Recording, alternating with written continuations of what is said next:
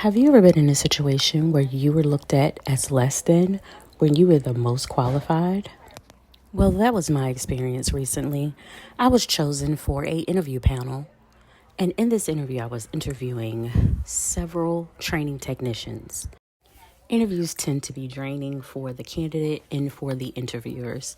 So we were on our last interview. It was an older white man that had been in the business of training, as he states, for at least 30 years. He was retired and just looking for something new to do after retirement. We asked a series of 6 questions. He slowly answered each of these questions. And to be honest, it wasn't very interesting.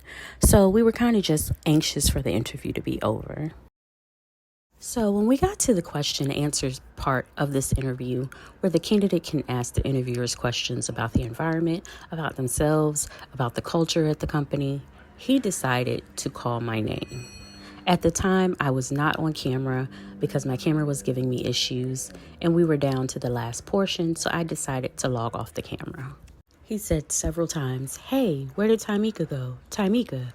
Hey, the black girl that was on. Where's the black girl?" So at that time, I decided to go ahead and turn my camera back on. And I smiled and said yes. He said, "Yeah, I was just so happy to see you on this interview panel. It's great to see that they're giving the uneducated an opportunity. That means that your company is very diverse."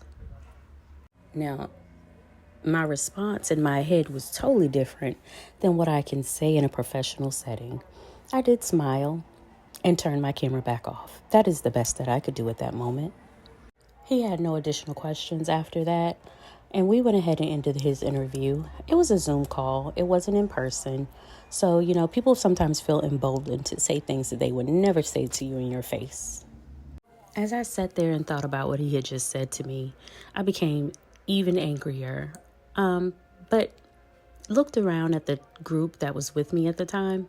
It was 3 other white men, none of which have a master's degree, which I do. None of which I believe had a bachelor's degree even. But he picked me to think I was the uneducated one. And as I think back on what the conversation was like with the 3 men after the candidate's interview was over, I could not recall if he said uneducated or less educated, but in my head, it did still ring, and it still does ring as uneducated. I told those guys afterwards that he's not a good candidate because of what he just said to me. None of them could recall what he said. None of what he said stood out to these young men. So I broke it down for them as to why it was incorrect that he said that, and let them know that being diverse in a company does not mean that you're hiring the people that are less qualified, that are less educated.